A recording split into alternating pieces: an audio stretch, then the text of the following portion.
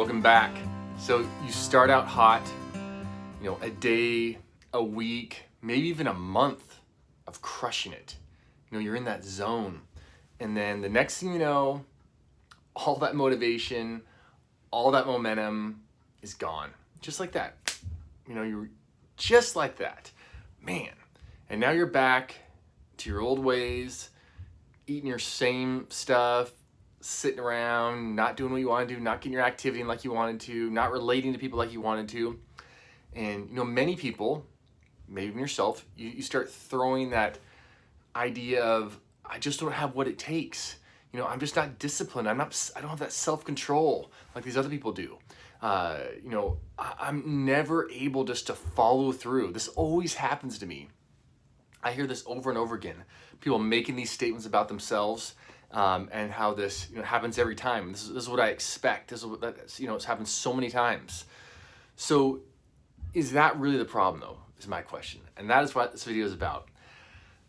You're able to say no to ice cream, say every night for a week, and then something happens, right? And you head directly for the freezer at 8 p.m. at night. You get the ice cream. You make yourself a nice big bowl. You sit down in front of the TV and you chow away. And you're like, what happened? I've been trying to not do that for a week, and I was able to go 7 days, and now I'm back into the same old rut. And you may think that you're just weak. You just don't have what it takes. That you just don't have enough self-control or self-discipline, to really get the life you want to live, to get past these sugar addictions or TV addictions or smartphone addictions or being a couch potato addiction. But I would suggest, more than likely, your real problem is that you failed to design an environment that makes it easy to win. The environment is where you want to put your energy. What if you designed a home or an office space where the environment made it hard to lose? This is what I was just trying. Take, for example, the whole ice cream scenario. The issue isn't that you went and got the ice cream from the freezer, put it in a bowl, and sat down and watched TV while you ate ice cream. That time of low willpower, that was not the deal. The issue is the very fact that there's ice cream sitting in your freezer all the time, and day after day, consciously or unconsciously, you're having to say no to that ice cream. That is the problem. And that is what we call an environmental issue. Because if there was no ice cream in your freezer, you would be opening up your freezer to get ice cream, and there would be nothing there. The environment is set up for you to win, right? Because there's no ice cream in the freezer. You would literally have to get in your car, drive down the street, walk in the store, go to the freezer aisle and get ice cream, get back in your car, drive home, pull the bowl out, and for how many of us is that actually gonna happen? Not many of us.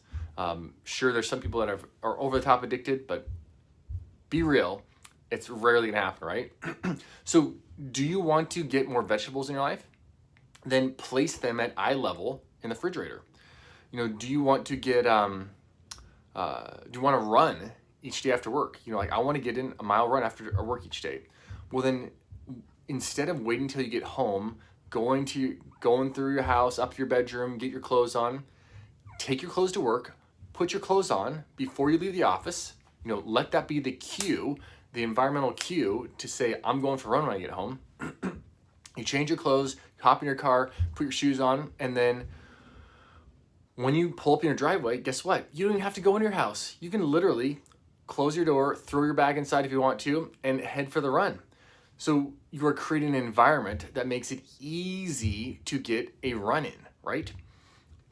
Or you can make it really difficult. You could leave all your clothing in your drawers, in your closet, leave your shoes in another room, and now you got to do 3 or 4 different things just to get yourself out the door to make a run. That's making it hard to win, and we want to make it easy to win. So how about, you want to watch less TV? Well, I would consider turning your furniture so they're not all directly facing the TV. If all your furniture are directly facing the television, the likelihood of you sitting down flipping through the channels is much more likely. Versus if you actually had to turn your furniture to face the TV to make it more comfortable. Do you want to look at your phone less? Then put it in a basket where you can't see it when you get home or in the morning. Don't just leave it sitting on the counter face up. Otherwise, every time you walk by, you're gonna have to say no to it. And that say no is just depleting you of willpower. Do you want to stop looking at your phone first thing in the morning? Well, then instead of having it on your nightstand, charging right there next to you all night long, make it so like it's the first thing you see in the morning, leave it out in the kitchen, leave it in a different room charging, so that you have to make an effort. You have to take multiple steps to get to your phone. I implore you, make self-control easy. When people say you're so disciplined, you're so self-controlled, what they really are saying and what they really don't even know is that you're not any more disciplined than anybody else. You're not more disciplined than they are, more self-controlled than they are. You have just set up an environment that makes it easy to win. It makes it easy to be successful at the things you want to be successful at. So you set up an environment that favors the outcome you desire. Do it this month. Set some things up in your environment that make it easy for you to get the thing you desire.